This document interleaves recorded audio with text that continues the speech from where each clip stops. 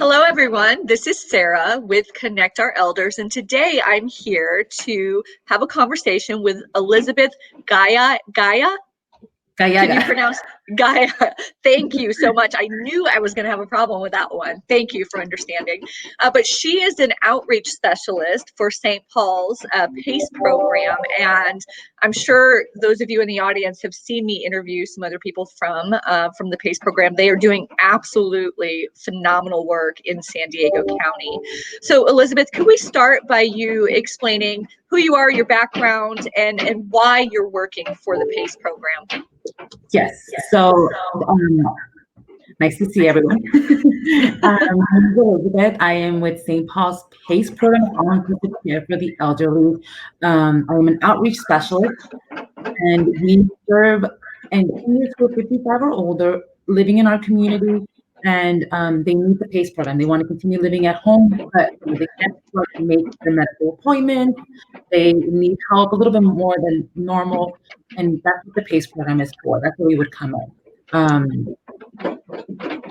Okay, wonderful. So who exactly does the PACE program benefit?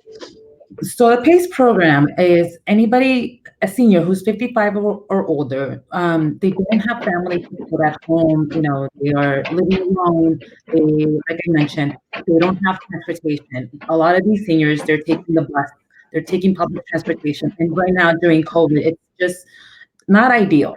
So they would enroll into our program, and they would get transportation for free. It would be covered. Okay. So they would receive all of that, the transportation. They would receive any home care that they may need based on that individual needs. If they need any, dietary, physical therapy, occupational therapy, they would receive all of that for free through Medi-Cal. Okay. Okay, that's wonderful. So what is the okay, I always think it's important. So there's these resources that exist in the community. And so for those of those people watching right now who maybe might have a family member themselves that could benefit from PACE, or a neighbor, a friend, how can someone recognize that this person could be a good candidate for the PACE program? So one of the main things we it's easier for us, especially when you're not in the medical industry or medical field. The easiest way to recognize this would be ADLs, activities of daily life. So if you know that there's a decrease, this person can no longer feed themselves, can no longer bathe themselves. Their house is a little messy because they can't clean up after themselves. It happens. They are not making their medical appointments because lack of transportation. They're not waking up. They have no motivation. We can help them by, just by reaching out. All it takes is picking up the phone and seeing if they qualify, seeing if we can help in any way. We do have 4 locations, so we are serving all of San Diego County. What are those locations? So the 4 locations, the first one we had was the one in downtown. Then we did the one in Chula Vista, El Cajon, and our new one, which is the one I'm in right now, is our Encinitas location. Congratulations. So it seems to me, and I was talking to one of my attorney colleagues, and I didn't realize that you guys have had such explosive growth over, what has it been, the last year or 2 years? So yes, so I started back in 2018. Yes, 2018 I started, and they had just opened up our El Cajon location. So to have been a part of that and to be a part of Encinitas is wonderful. I mean, in 2 years we opened those 2 opened up, and we have served. St. Paul Senior Services was the first one to bring the PACE program to San Diego. The PACE program is a nationwide program. We started in the Bay Area. So St. Paul saw this, they saw the need in San Diego, brought it to San Diego. We have been serving over 12 years. We have served over 2,000 participants. Currently, we have over 1,000.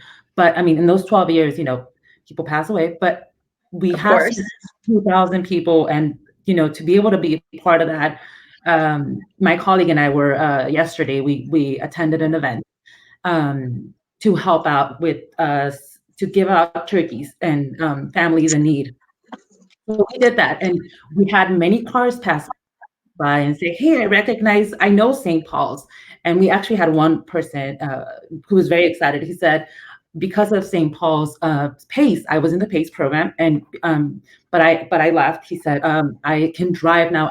I'm like I feel so much better." He's like, "Because of the PACE program, you guys helped me so much, and you changed my life." So it was That's beautiful. Yeah, that's beautiful. It's always wonderful to know that you've had a lasting impact, right? And I'm super excited to learn just now. I have been under the impression that St. Paul's or the PACE program was just a San Diego County thing. I did not realize that that this program had a presence nationwide, even. So yes, that's wonderful.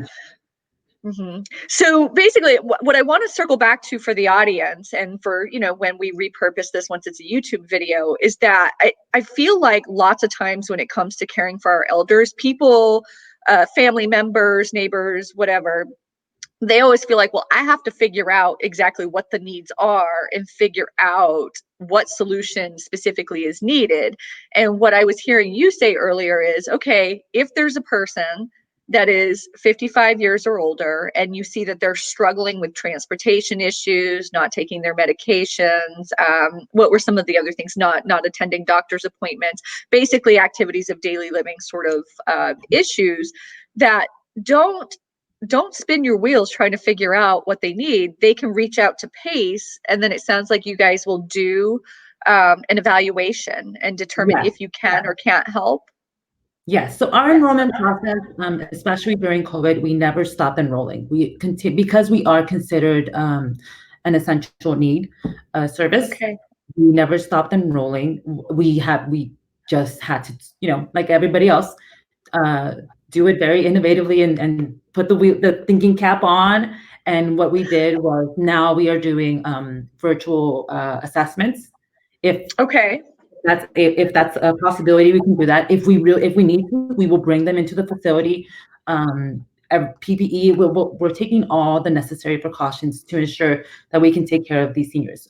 There's a lot of declining right now, especially with COVID fatigue. COVID fatigue is a big one. So we definitely want to And by help. COVID fatigue, that's interesting, Elizabeth. That's the first time that I've heard that term. What do you mean by COVID fatigue?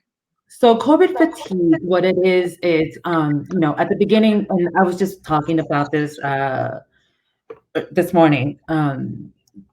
At the beginning of the pandemic, we were all, we all did our best. We stayed at home, and right now, what you're reading about, it's very difficult to do that because everyone's just tired of COVID. It's just been a big Right. year. So you have Hmm. that COVID fatigue. You want to leave the house, even if it's just to get groceries. Before you were doing the Instacart or the ship it, but now you're Uh-huh. just, I'll just make a quick trip just because COVID fatigue is sinking in and the weather's not helping. You and I were discussing, we want to go to Right. bed at 7 p.m. Right, because it's getting darker sooner. So it's sounding like what the COVID fatigue that you're describing is that the increased isolation and loneliness that we're seeing in our elders, due to COVID. Um, you know, yeah, it's such a huge issue. So your guys' program, what what does somebody, if they, okay, so let's circle back again because I think this is important to understand. So in order for them to be able to utilize the PACE program, they they have to be on Medi-Cal, is that correct? Correct. Okay.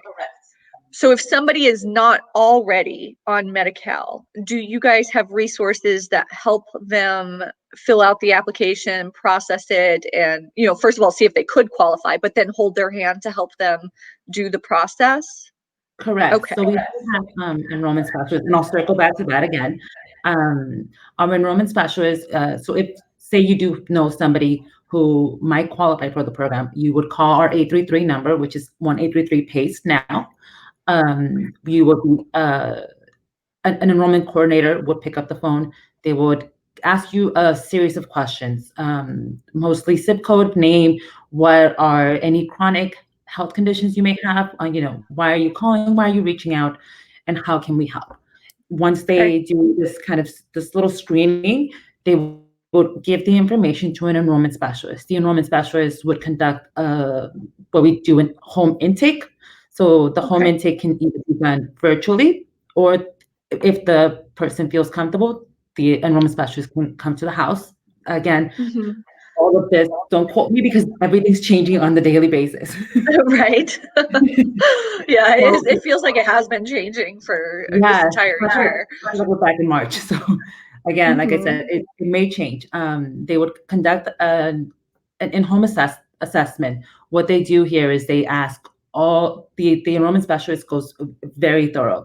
They ask all these questions, history of any medication. They ask the individual to bring medications if they have them with them, to bring them so that they Okay. can see the list. Are you taking them? Are you not taking them? How are they living? Is their house a little Yeah. messy? Are they able to get in and out of the shower safely, in and out of bed?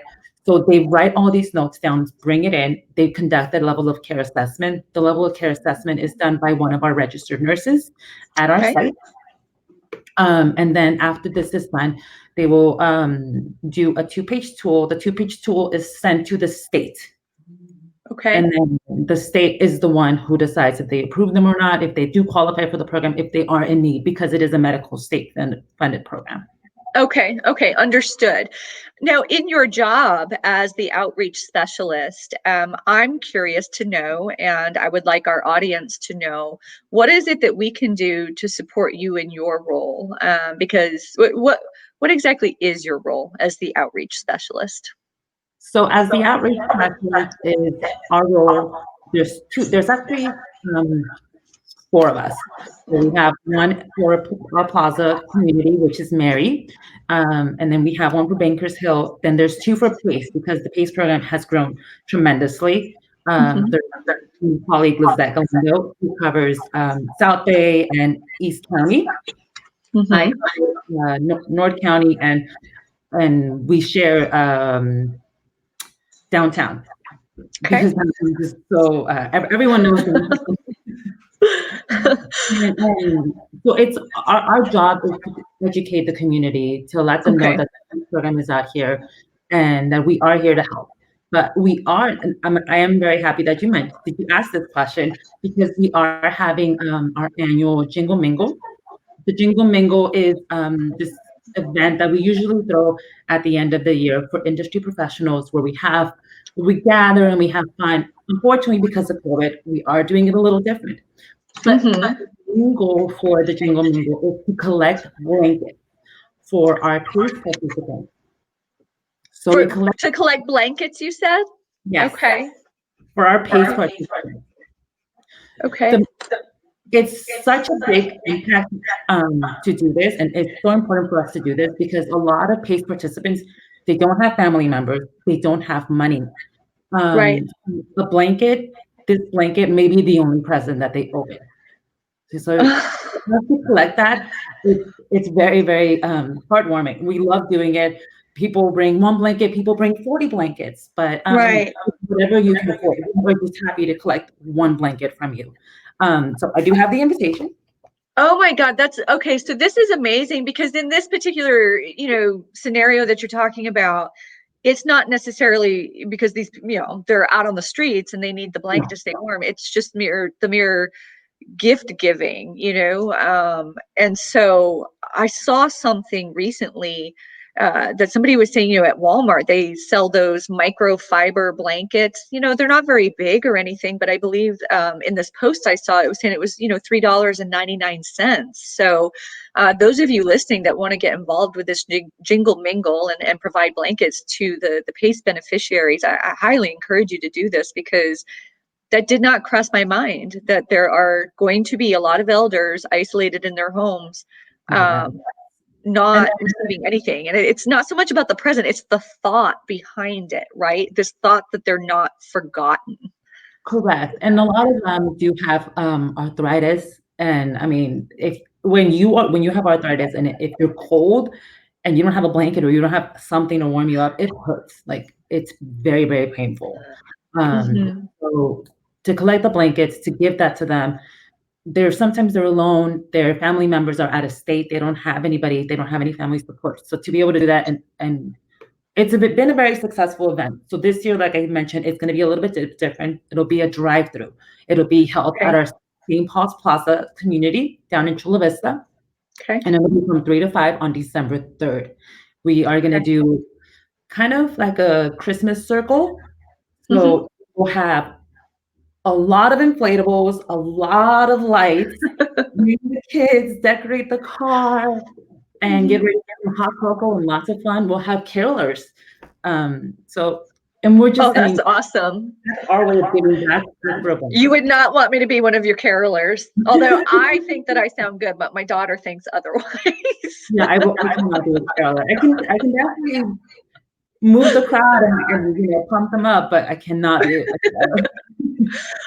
So these with the blankets, is there a requirement for the blankets to be brand new, or can they be Yeah, blankets? Okay, so they have brand to be new thing. brand new blankets. Yes, Okay. thank you for asking. All right. Well, you'll have to make sure that you send me that flyer so I can go ahead and push that out as well. And what was the date of this event? December 3rd. Okay, December 3rd. Awesome. Okay, so how can people in the community, aside from this event, is St. Paul's PACE program, are they always looking for donors in the They community? are. We Okay. are always looking for donors. We do have this the spend drive. We just did it last October, but this is an annual ongoing event. So the Okay. spend drive is we collect items for seniors in need. Spend is an acronym for St. Paul's Essentials Need Drive. Okay. Okay. So we conduct anything from toiletries, canned food, socks, any of that, and any of the sort, anything of the sort, and that is given to St. Paul's PACE participants who are in need. We collect all of that, we give it to the home care or dietary, and they are the ones who see who is in need of those items. Mhm. And Let's then talk about this for a moment because you're out there. You're seeing these people that are in need. And so if there's this big initiative to collect essential items, I mean, everybody listening right now, I want us all to take into consideration. We really do have a lot of elders that don't even have basic essentials. And so, you said that this is a year-long initiative that you guys do. Can somebody just go to the website and learn more about that initiative and drop yes, the essential items off to you guys? yes, we are always welcoming donations. Okay. We did a drive-by. This was our first year doing a drive-by back in October. But usually we just have boxes at each site, and they can drop off the items at any site that you may choose. I'm really happy that we're talking about this today, Elizabeth, because one of my colleagues, Tina Buchanan, we are co-founders of a nonprofit called Vets for Elders, and we're doing a similar initiative. It's Adopt an Elder for the holidays, but we're collecting these essential items. And so I just feel really moved right now that I'm going to talk to her because part of it was to identify the elders, but perhaps there's some way where Vets for Elders and PACE can collaborate, where the items that we're able to collect, the essential items, we could then turn over to you guys, and it will be a collaboration of two organizations that are focused on helping the elders. So I will talk to her about that today. But that's amazing. This question is always really important to me to ask people. Why are you doing this work?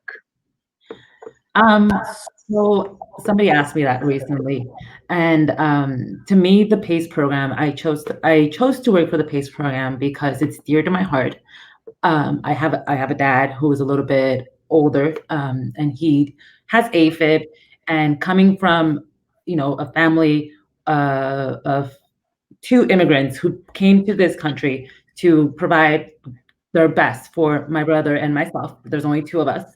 And my dad hurt his back when he was only 17. Oh, But it was that he was in Mexico. So of course he didn't have the support, he didn't have any of that. And he never got the help he needed. And of course, as he gets older, his health declines. Yeah, So to see him have AFib, to see him deal with all of that, and when we were younger, you don't realize, now that I'm a mom and I go to the grocery store and I realize how much you spend on groceries. I never saw that when my parents did that. I I just thought, know, throw it in the cart. Why not? right? But I mean, when my parents would tell me, no, we can't afford that, I did not know what that meant. But Mhm. to see that and to realize that that health care is very expensive, caring for a family is very expensive, and that sometimes they cannot afford doing both, and that they would do the best to care for our family. That's why I chose the PACE program, because if I can help seniors out there, if I can, you know, and then especially with Hispanic families, the the older adults are the ones who are taking care of the grandkids because unfortunately we can't afford daycare. So again, there goes their health. And if we can help them, I doubt that's why the PACE program is dear to me, and that's why I would love everyone to hear about the PACE program because it's very beneficial for them. It's super beneficial. And there were a couple of things that just came to mind. You were mentioning grandparents taking care of, basically filling the role of parent, for their grandchildren. And there is the lack of being able to afford the daycare for the parents that are working. But just yesterday, I was having a conversation with a gentleman by the name of Jeff Rubin, and he's taking this stance strongly against fighting ageism, and how there needs to be more supportive programs for these grandparents that are actually filling the role of parent for their children. And we kind of went down this rabbit hole of how it's become even bigger of an issue because of the opioid crisis across the United States, where literally these young children just don't have their parents, and so the grandparents are filling that role, and they need more support. I mean, that's a whole other conversation for another day, but the point is that we need to start providing better support to our older adults. Yes, and right That's now the bottom line. you're having a lot of this grandchildren do these Zoom school, the virtual learning. Hmm. So it's very difficult for them. And if you have a grandparent helping them and they don't know how to navigate a computer, they don't know how to navigate anything of the sort, it's so frustrating for them, and that's where depression hits. That's where again, COVID fatigue hits. And Yeah. Yeah, that never even crossed my mind either. There's so many light bulbs coming on right now with this conversation with you, because I hadn't even crossed my mind about the grandparents, providing the schooling, right, while the parents are working, but not being as technologically advanced as the actual parents, and the frustration that must cause. Wow. And then the other thing I was thinking when you were talking about the benefits of the PACE program, I personally have encountered clients of mine over the years, some low income elders that I've helped. One gentleman in particular that comes to mind, he was literally, in order to be able to afford his medication, he was skipping meals, right?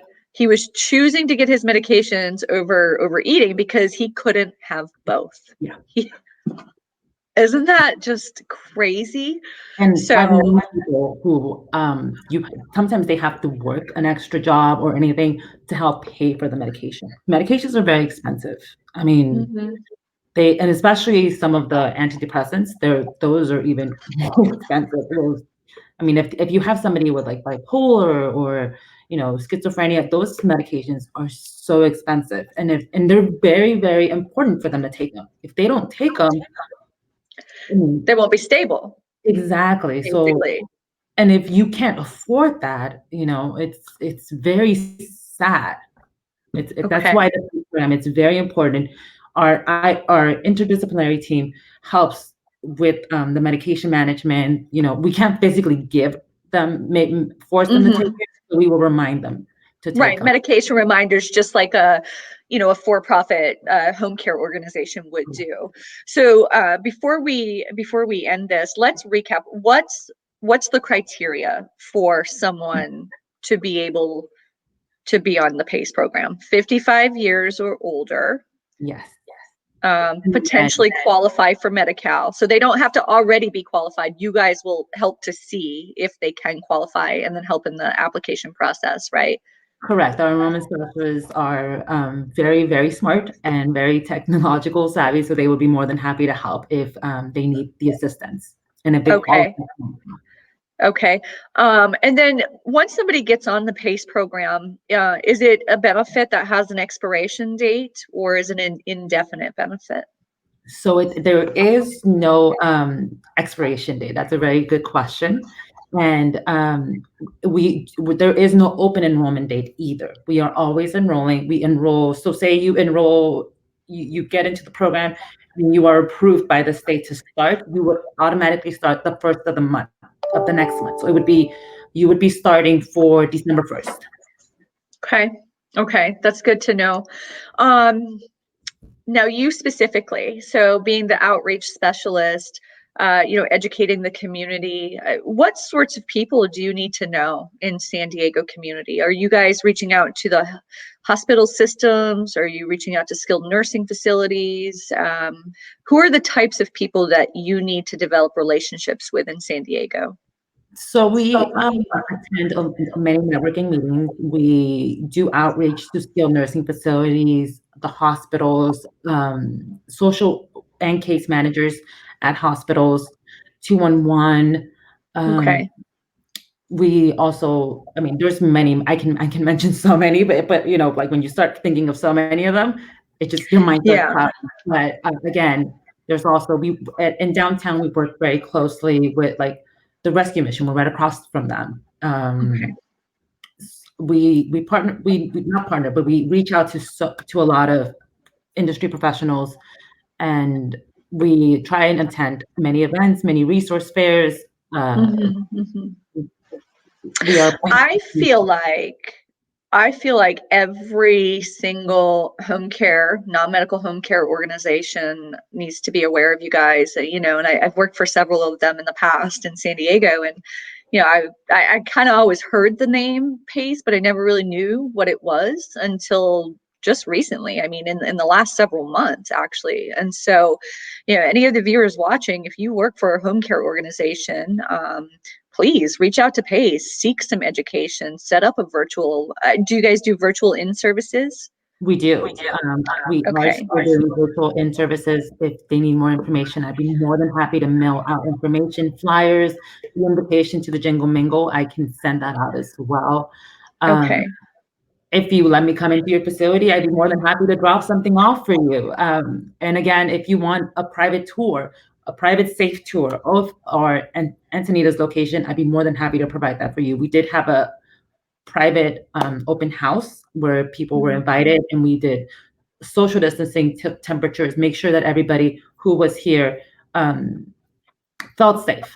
And we didn't do it when there Okay. were participants because we didn't want to put them at risk, and we didn't want to put anybody else at risk. Right, right. So again, audience, there are resources to help the elders that maybe you cross paths with that you're unable to help for, maybe their financial picture does not support um, the rates that you have at your company if you're a non-medical home care organization, or let's say your home health and the person is coming off service and can't afford home care.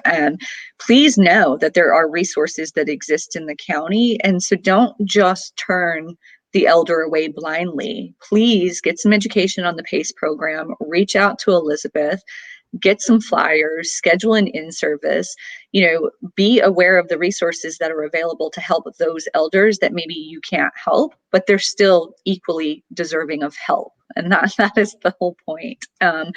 Elizabeth, thank you so much for being my guest today. Thank you for Again, my having name me. is, oh, you're so welcome. Come on anytime. I just want to blast the PACE message out there. It's phenomenal. As a reminder, my name is Sarah. I'm the founder of Connect Our Elders. My entire intention is to empower the aging process by providing education around elder care resources, navigation through those resources, and ongoing advocacy. Thank you so much, and I hope you all have a great rest of the day. Thank you.